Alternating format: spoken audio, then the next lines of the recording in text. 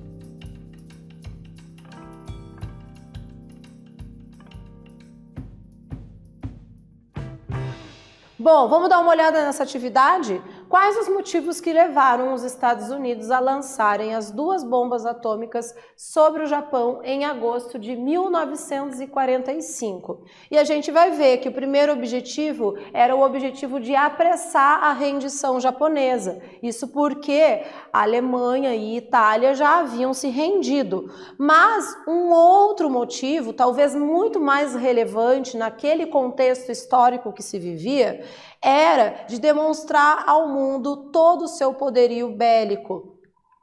Bom, a rendição incondicional. Frente às 2 bombas atômicas que vão ser jogadas, né, que vão ser atiradas no Japão, a gente vai ver que em 14 de 8 de 1945, né, já com as tropas soviéticas avançando sobre a região da Manchúria, que era uma região dominada, né, durante muito tempo ali, que os japoneses tentavam dominar, os norte-americanos realizando esses bombardeios, a gente vai ver que no dia 2/9 de 1945, o Japão vai assinar a rendição incondicional. Inclusive, aqui a gente tem uma fotografia que mostra essa assinatura, né, dessa rendição. Esse pode-se dizer que era o fim da Segunda Guerra Mundial. Mas a gente pode dizer que talvez seja o fim da Segunda Guerra Mundial, mas que já era o preparo para um novo contexto histórico. Novas coisas iriam acontecer. Quem sabe aí uma nova guerra ou uma guerra diferenciada viria a surgir. A gente vai ver que a Alemanha e o Japão vão se render, então, incondicionalmente, aceitando todas as imposições dos vencedores, que eram os aliados, e a gente vai ver que os 2 grandes países vitoriosos da Segunda Guerra Mundial, que vão ser as nações que realmente conseguiram, com todo o seu poder militar e sua força, deter o poder dos grupos do eixo, vão ser a União Soviética e os Estados Unidos. Com o fim, então, da Segunda Guerra Mundial, tem início um novo conflito diferente, que vai ser a chamada Guerra Fria. Uma guerra onde vai ser estabelecido não um conflito direto entre as nações, mas um conflito que vai envolver questões ideológicas, disputas tecnológicas, né? E até mesmo uma disputa que envolvia questões de quem tinha mais armamento bélico. Bom, chegamos aqui na nossa atividade. Gente, com toda atenção, lê a atividade, responde, faz aí no seu caderno e daí a gente já volta para ver se vocês fizeram tudo certo.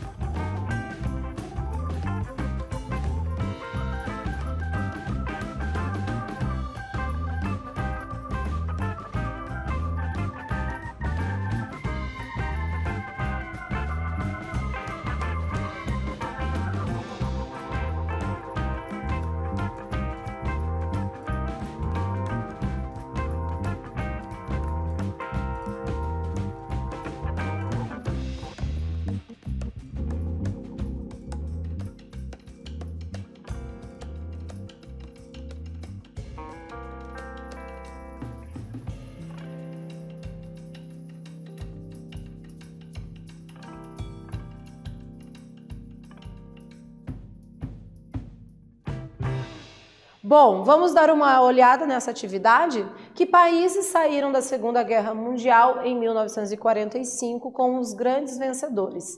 E nós vamos ver que durante, com o decorrer e o fim da Segunda Guerra Mundial, os dois países que vão sair como os dois grandes vencedores vão ser Estados Unidos e a então União Soviética.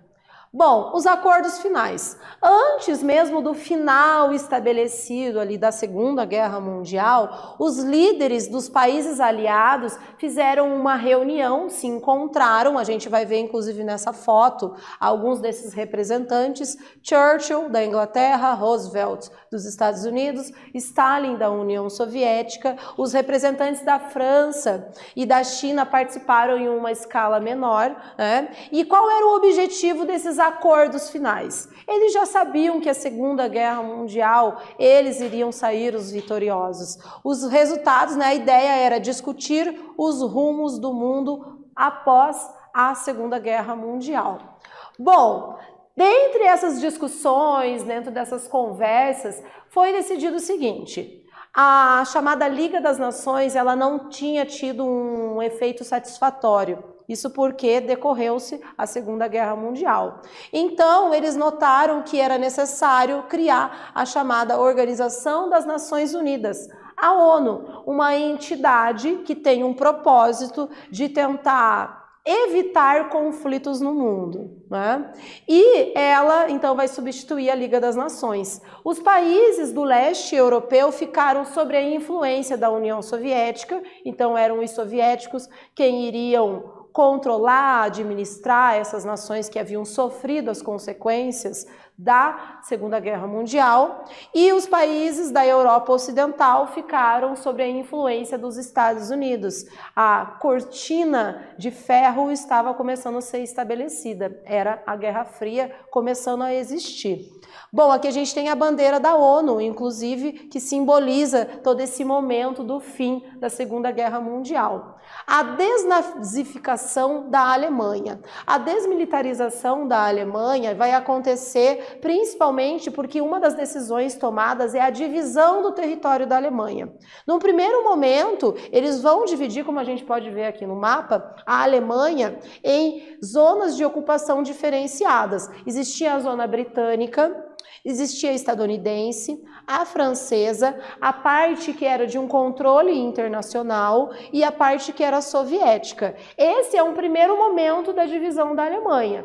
Posteriormente, historicamente, vai se ver que vai ocorrer uma divisão unilateral, Bom, Berlim também vai ser dividida e a gente vai ver que vai ser criado nesse momento o chamado Tribunal de Nuremberg. A ideia desse tribunal era julgar todos os crimes que foram feitos pelos nazistas. Bom, o que era esse tribunal? Ele vai acontecer de 1945 até o ano de 1946.